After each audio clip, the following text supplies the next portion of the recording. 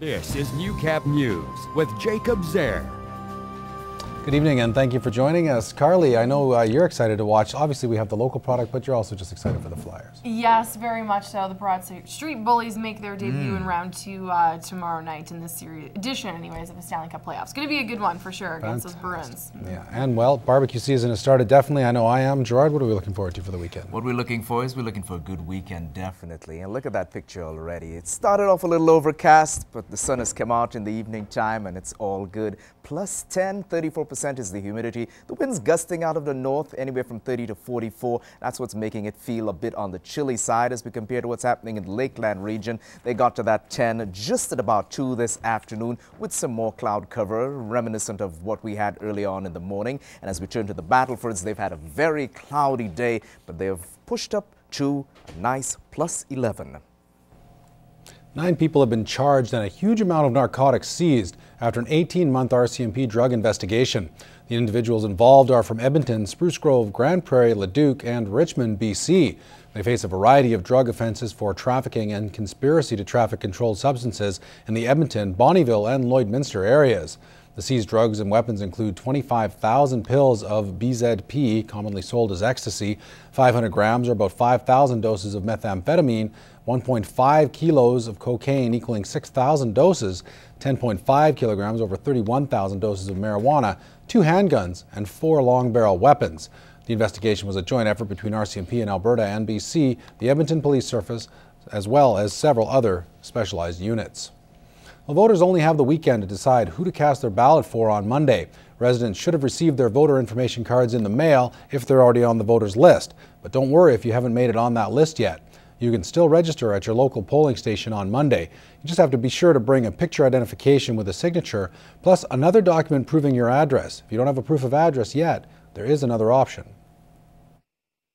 A person from the electoral district in which they're voting can vouch for them as well, providing that they're prepared to take an oath to do that. Your polling station should be on your voter information card. If you've lost it, just call Elections Canada and provide them with your postal code, and they'll be certain you make it to the right station.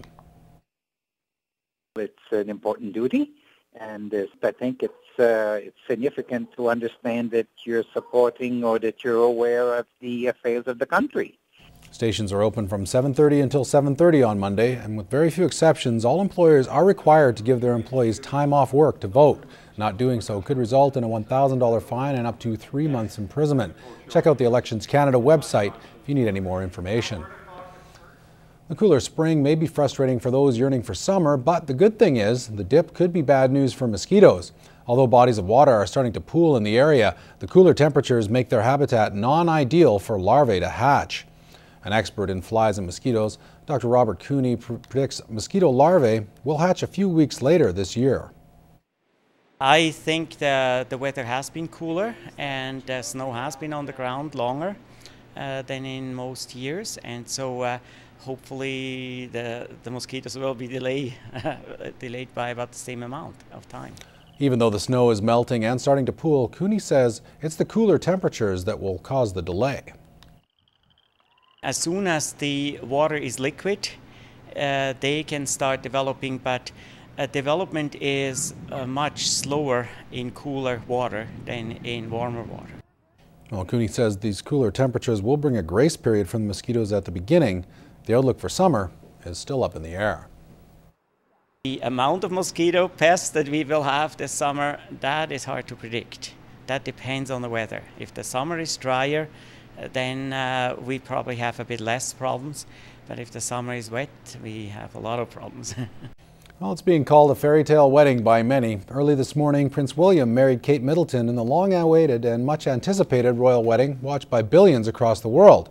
Today, Jenna Bridges hit the streets to find out how many groggy-eyed Lloydminster royal watchers were out there, if any. There we go. For the past few weeks, the buzz around the nuptials of Prince William and commoner Kate Middleton have been nearly impossible to ignore.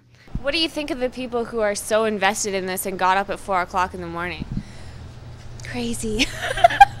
I thought it was very nice, very proper and classy, and she's a beautiful girl, and he's a pretty handsome guy. Oh yeah, I'll watch the previews today. Looked at pictures this morning on the internet. People need a little more romance and fairy tale in their life, and why knock something that's so lovely? What do you think about the people who stayed up all night to watch it? I think you're crazy because you can see the same thing this morning. From predictions of the bride's dress, jewelry, and a star-studded guest list, the media hoopla surrounding the event was palpable. But many people in the border city didn't quite understand the fuss and attention around a royal wedding. Did you watch the royal wedding last night? Oh, I didn't even know it was on. It doesn't interest me at all. My wife is interested in it, and then, you know, a lot of other people, but it doesn't mean nothing to me. Have you watched any of it this morning? I watched a little bit of it this morning. And I guess, what do you think? I'm not really too sure about the whole hype of everything around it. I don't know. It's just not for me, I guess. I didn't want to watch it. My wife and I have been married for 40 years. Marriage is kind of old hat for me.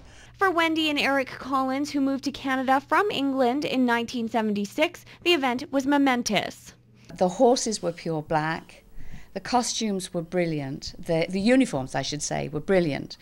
And it struck me, they were surrounding her and somehow saying, we are going to protect you. We love you and we welcome you into this new space in our world. You get 1.5 million people or thereabouts coming to support the royal family. And we'll see a revival of the royal family. And that's exciting because there's new blood. Regardless of whether you woke up in the early hours of the morning to watch a little bit of history being made, one thing is apparent. The Duke and Duchess of Cambridge's wedding has rekindled a fascination with royals that has not been seen since Prince William's late mother, Princess Diana, made history at Buckingham Palace. Jenna Bridges, Newcap News. And we'll have more full coverage of the wedding a little later on in the cast. Vic Juba Community Theatre brings world-class entertainment to the border city. And now they've brought in a new face to take over the job of letting lovers of the arts know what will be hitting their stage. Kevin Kraft grew up in Lloydminster and moved away after high school to go to school in Saskatoon. He then spent 10 years in Ontario in the music industry, and then the last 13 years back in Saskatoon doing marketing and promotions. It's a background that prepared him well for his new role at the Vic Juba. I want people to realize what a state-of-the-art facility we have. This theatre is really unparalleled in Western Canada and even in Canada. The types of acts that we can bring to Lloydminster and area. For the theatre's management, the decision to hire Kraft was based both on his skills and his desire to advance the arts in his hometown.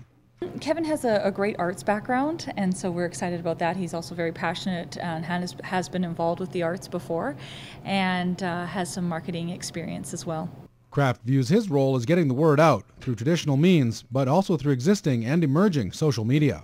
They can be aware of us more easily through social networking spots like Facebook and Twitter and MySpace, Reverb Nation. We're trying to keep what's happening at the Vic in front of everyone's face.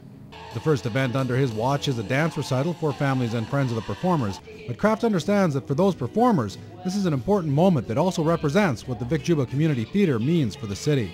To get on a real stage and perform in front of an audience gives them a chance to feel like they're in the big leagues. You know, it's sort of like if one of us got to go and play a baseball game at Yankee Stadium.